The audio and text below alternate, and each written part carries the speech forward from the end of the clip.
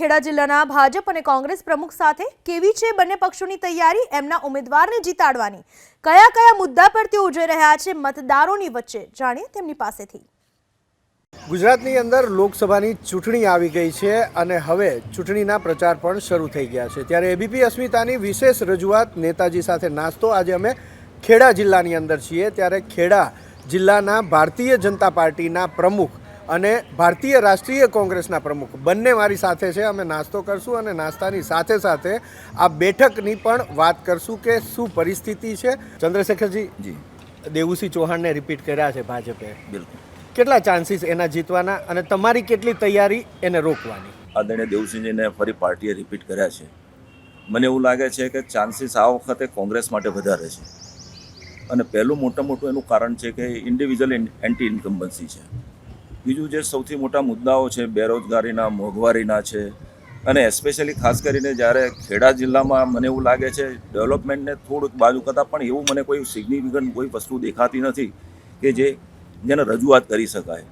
ખાસ કરીને બેરોજગારીની વાત કરું અને એક અહીંયા કોઈ ઇન્ડસ્ટ્રીઝ એવી કે આટલા વર્ષોથી ધારો કે અમદાવાદ છે અને નડિયાદ છે, એટલે આ વખતે જન્મ થોડો કોંગ્રેસ તરફ વળી રહ્યો છે અને અમને આ વખતે ચોક્કસ ખાતરી છે કે આ વખતે કોંગ્રેસ આ મુદ્દા પર અમે જીતશું અને અમારા માટે કોંગ્રેસ વાતાવરણ સારું છે। બોલો બ્રહ્મભટ્ટભાઈ, તમે તો 5 લાખની લીડની વાત કરો છો અને કોંગ્રેસ કહે છે કે આ વખતે અમે જીતવા જ નહીં દઈએ દેવુસિંહને। એ એમનું કામ છે ને એમનું પરસેપ્શન એ હોઈ શકે, પણ પરંપરાગત 2009, 2014, 2019 ને 2024નો આ માહોલ કરતાં પણ જે નરેન્દ્રભાઈની જનકલ્યાણકારી યોજનાઓ, ગરીબલક્ષી સરકારનો અભિગમ અને 5,77,000 કરતાં વધારે કેન્દ્ર સરકારના સીધા લાભાર્થી ખેડા લોકસભામાં છે।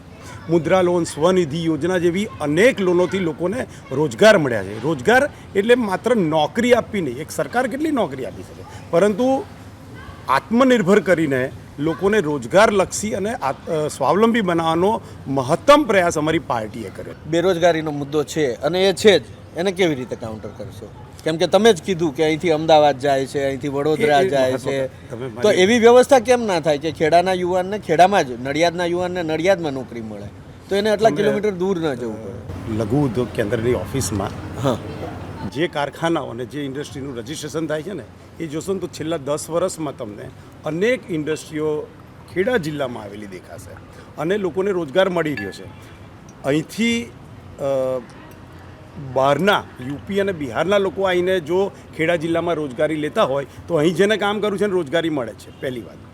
બીજી વાત, અનેકવિધ સમાજના નબળા વર્ગને મજબૂત કરવાની યોજનાઓ, એને ઊભા કરવાની યોજના, સ્ટાર્ટઅપ યોજના, સ્ટેન્ડઅપ યોજના, સ્વનિધિ યોજના, મુદ્રા લોન યોજના, નારી શક્તિને સશક્ત કરવાની અનેકવિધ યોજનાઓ નરેન્દ્રભાઈ મોદીના 2.0 શાસનમાં જોવા મળી। 3.0 શાસનમાં આનાથી પણ અનેક ગણી સબળી યોજનાઓ દેખાશે અને અમારો મંત્ર છે કે સબકા સાથ સબકા વિકાસ। અમે સમાજને બેલેન્સ કરવા માગીએ છીએ। અચ્છા, બધાને સાથે રાખવા છે તો ખેડા જિલ્લાનો ખેડૂત કેમ પાછળ રહી જાય છે? ખેડા જિલ્લાના ખેડૂતને સિંચાઈના પાણીની કેમ તકલીફ પડે? ક્યાં સિંચાઈના પાણીની એવી કોઈ તકલીફ? એવી ખેડા જિલ્લાના બિલકુલ ખેડૂતોને શું તકલીફ? પહેલાં તમે કહો, પછી એમની પાસે જ જવાબ। પાણીની, વીજળીની, સારું બિયારણની 100% તકલીફ છે। ભલે તમે 2,000 આપીને તમે ખેડૂતોને ખુશ કર્યા કે ભાઈ 6 મહિને, પણ એની સામે તમે 20,000 રૂપિયા વસૂલ કર્યા છે। એની સામે તમે બિયારણમાં ભાવ વધારી જાય, ખાતરમાં ભાવ વધારી જાય, ટૂંકમાં પાણી વીજળીના બિલ રેટ વધારી ગયો છે। એટલે આ બધું સામૂહિક વાત કરો તો આખરે અલ્ટિમેટલી તો વધારે જ છે એમને। હવે આપો જવાબ। એમણે કીધું ખાતર બિયારણના ભાવ વધી ગયા, એમણે કીધું દવા છંટકાવના ભાવ, દવાના ભાવ વધી ગયા, અને હું થોડું એડ કરી દઉં કે ખેડૂતોને જે સાધનોની જરૂર હોય છે એમાંય ભાવ વધ્યા અને એમાં તો જીએસટી પણ લાગે છે। સાથે સાથે એમએસપીનો પણ અમે ભાવ વધાર્યો છે। એની સાથે ખેડૂતોને મજબૂત કરવા માટે એ લોકોનો પાક એ પ્રોપર ભાવથી બજારમાં વેચી શકે એવી અમે નડિયાદ સહિત આખા જિલ્લામાં પ્રાકૃતિક ખેતીનો પેદાશને ડાયરેક્ટ પબ્લિકને વેચી શકે એના માટેની વ્યવસ્થા કરી છે। અને ખેડૂતને 3 સ્ટેજમાં પૈસા આપવામાં આવે છે, જ્યારે વાવણી કરે ત્યારે, જ્યારે લલણી કરે ત્યારે અને જ્યારે વેચવા જાય ત્યારે। એ સિવાય એના પાકનો વીમો, કે એનો પાક જ્યારે જમીનની અંદર છે ત્યારે એનો વીમો છે, એ લલણી કરે ત્યારે એનો વીમો છે, અને એ વેચવા જાય એ દરમિયાન પણ કોઈ ઘટના બને તો એ પણ વ્યવસ્થા સરકારે કરી છે। ખેડા અને આણંદ એ પહેલાં બૃહદ ખેડા જિલ્લો હતો, પછી બંને સાથે છૂટા પડ્યા। પહેલો સવાલ તમને, આણંદ જેટલો વિકાસ ખેડાનો થયો છે? 200 કિલોમીટર એરિયામાં આપણો ખેડા જિલ્લો છે. આપ પણ જોઈ શકશો ક્યાં લાગે છે કે આ ડેવલપમેન્ટ, હા કદાચ રોડ ઇન્ફ્રાસ્ટ્રક્ચર કે એ બધામાં કદાચ થયું છે, કોઈ ઇન્ડસ્ટ્રી આવી છે તો એ એક ઇન્ડિવિજ્યુઅલ બાબત થઈ ગઈ છે થયું. પણ જે સામાન્ય જે થવું જોઈએ, લોકોના જીવનમાં સુખાકારી આવી છે, લોકોનું જીવન ધોરણ ઊંચું થયું, એવું હું માનતો નથી. ચલો અજયભાઈ, હવે તમે કહો કે કઈ રીતે થયો. એમ તો કેવું છે કે રોડ બન્યા છે, ઇન્ફ્રાસ્ટ્રક્ચર. પહેલાં તો આણંદ અને ખેડામાં હું એક ગુજરાતી તરીકે તફાવત નથી કરતો, પણ તમારો પ્રશ્ન છે એટલે હું તમે ના, એક પત્રકાર તરીકે મારે તો સવાલ હોય, તફાવત નથી, આ સવાલ છે. આણંદ એક કલેક્ટિવ નગરપાલિકાનું બંચ છે. કરમસદ, વિદ્યાનગર, આણંદ એ 3 નગરપાલિકાનું સેન્ટર છે. નડિયાદ એ સ્ટેન્ડ અલોન છે. ખેડા જિલ્લામાં રૂરલ એરિયા વધારે છે અને ખેડા જિલ્લામાં પરા વિસ્તાર વધારે છે. આપણે દરેક વિસ્તારની અલગ તાસીર હોય છે. તમે સમજો, અહીંયા આગળ આપણે અત્યારે કપડવંજમાં 793 કરોડના ખર્ચે જૂથ પીવાના પાણીની યોજનાની મંજૂરી સરકારે આપી દીધી, એનું ટેન્ડરિંગ પણ થઈ ગયું. દરેક વિધાનસભા વાઇઝ મારા મિત્રએ બહુ ખિલદિલીપૂર્વક કબૂલ્યું, એમને સલામ મારું છું કે પરા વિસ્તારમાં પણ ટ્રાન્સપોર્ટેશનનો પૂરી વ્યવસ્થા છે, એટલા પાકા રોડ મળી ગયા. હજુ ગઈકાલે જ અમારા આરએનબી જિલ્લા પંચાયતના વિભાગે સરકારમાંથી પ્રત્યેક વિધાનસભાના 40 કરોડના નવા રસ્તા પણ ફાળવ્યા. એટલે કનેક્ટિવિટીમાં ખેડા જિલ્લો અત્યારે નંબર 1 પર છે એવું હું માનું છું. ક્યારે ફાળવ્યા? ગઈકાલે જ. ચૂંટણી આવી એટલે? ના, એ પ્રોસેસ હોય છે. ઓકે, એ પ્રોસેસ હોય છે. ઓકે. હવે તમને બેને મારે સવાલ પૂછવા છે કે શું તમારા સાંસદને કે તમારા સંગઠનને એ ખબર છે કે ખેડામાં કેટલી શાળાઓમાં ઓરડા જર્જરિત છે? એમને તો ખબર જ હોય, પણ મને ખબર છે ત્યાં સુધી વિકસિત ભારત સંકલ્પ યાત્રાના મોટા ભાગના કાર્યક્રમો, મોદીની ગેરંટીના મોટા ભાગના કાર્યક્રમો શાળાઓમાં થયા છે. અને હું જે શાળાઓમાં ગયો છું ત્યાં મેં એ ઓરડા જર્જરિત અવસ્થામાં, બલકી મેં ખરેખર સાચા અર્થમાં શાળાઓ વિકસિત થતી જોઈ છે. તમને ખબર છે કેટલી શાળાઓમાં ટોટલ કેટલા ઓરડા ખેડા જિલ્લાની અંદર જર્જરિત છે? અને જો જર્જરિત છે તો તમે આ મુદ્દે ક્યાંય રજૂઆત કરી ખરા? આ મુદ્દે કોઈ આંદોલન કર્યું ખરા? બિલકુલ સાચી વાત છે. અમારા મીડિયાના માધ્યમથી અમે રજૂઆત કરી. હમણાં પણ મીડિયામાં એ પ્રશ્ન આવ્યો હતો કે જર્જરી. આપણે એમ કહેતા હોય કે ગુજરાત રાજ્ય નંબર 1, અને એમાં શિક્ષણ ક્ષેત્રે તમે છેલ્લા 3-5 વર્ષના આંકડા જોશો ને, પહેલાં એવું કહ્યું કે નંબર 1 છે, આજે 18થી 20મો નંબર છે. કે જ્યાં આપણે વાત કરતા કે આપણે ત્યાં બહુ મોટું એજ્યુકેશન છે, સારું આ છે. હજુ પણ હાલની તારીખમાં તમે આ વાત કરીને હજુ પણ ગામડામાં જાઓ, પરિસ્થિતિ એની એ જ છે. હજુ જર્જરી હાલતમાં છે. હજુ પણ બાળકો, આજે 500 વિદ્યાર્થી એક જ શિક્ષક છે. આ આપણી એક કડવી વાસ્તવિક છે. મને એવું લાગે આપણા માનનીય સાંસદ છે, અમારા મંત્રીશ્રીને હજુ એ વાસ્તવિકતાથી અજાણ લાગે છે. કારણ કે આ ખરેખર તો તમે ગ્રામ્ય જીવનના શિક્ષણને આગળ લાવવાની જે વાતો કરતા કે અમે છેક સુધી પહોંચાડીએ, શિક્ષણ છે જ નહીં. તમે તો શિક્ષણનું વેપારીકરણ કરી નાખ્યું. આજે નાનો ખેડૂતનો દીકરો હોય ત્યાંનો એક તો ભણી શકે પરિસ્થિતિમાં જ નથી, કારણ એની પાસે આવક જ નથી. એ કેવી રીતે મેડિકલમાં જશે, એન્જિનિયરિંગમાં જઈ શકશે કે ફાર્મસીમાં જઈ શકશે? એની પાસે છે જ નહીં. પ્રાથમિક શિક્ષણ તો તદ્દન ખાડે ગયું છે. આજે બી આજની તારીખમાં આપને પણ હું લઈ જાઉં, મને ખ્યાલ છે, હું લઈ જઈશ. અને આપણે હજુ બી એ પરિસ્થિતિ, જો હજુ આપણે ઓરડાની વાતો કરતા હોય જર્જરી, તો તમે શિક્ષણની વાત બાજુમાં રહી. હજુ એને છોકરાઓને બાળકોને આપણે સારામાં સારો ઇન્ફ્રાસ્ટ્રક્ચર, એમને ભણવાનું એટમોસ્ફિયર આપી ના શકતા. અને અમે બિલ્ડિંગ આજે ગમે ત્યારે કોલેજ એવી પરિસ્થિતિમાં, હું આપણે ઘણા દાખલો મારા અમદાવાદ અને ઘણી શાળાઓ છે કે જેમાં હજુ આ પરિસ્થિતિ છે.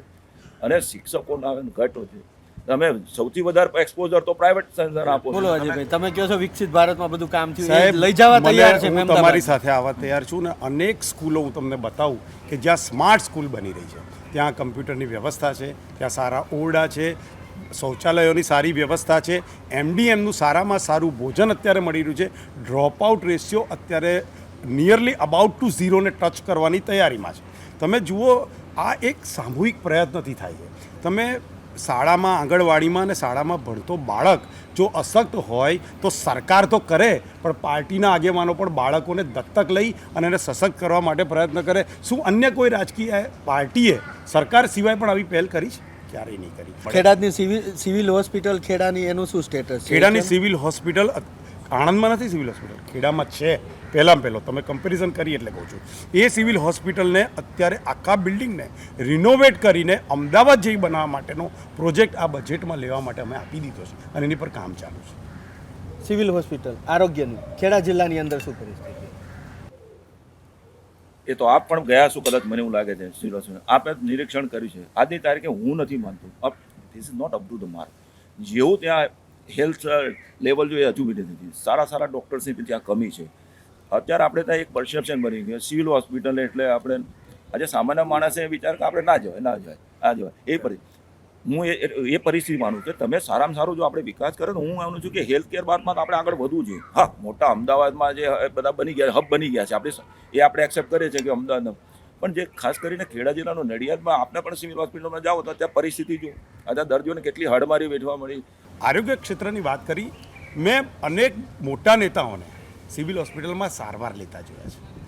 મલ્ટી સ્પેશિયાલિટીની સુવિધા અત્યારે તાલુકા સ્તરે પહોંચી છે. આ જે કિડનીની એકમાત્ર નડિયાદ હોસ્પિટલ હતી કિડની મૂળજીભાઈ, એના બદલે અત્યારે તાલુકા સ્તરે કઠલાલ જેવું, કપડવન જેવું, ત્યાં બધે જ કિડનીનું ડાયાલિસિસ અત્યારે કરી લે છે. એનું એક કાર્ડ બને છે અને જે ડાયાલિસિસ કરાવવા આવે ને ભાઈ, એને ભાડાના પણ પૈસા સરકાર આપે છે. પ્રધાનમંત્રી જન ઔષધિ યોજનામાંથી એને મફત દવા આપવામાં આવે છે. આટલી મોટી હેલ્થ કેરની વ્યવસ્થા વિશ્વમાં ક્યાંય નથી અને સફળ છે. ઓકે, છેલ્લો એક જ સવાલ, બંને એક જ વોર્ડમાં રહો છો, વોર્ડ નંબર 9માં.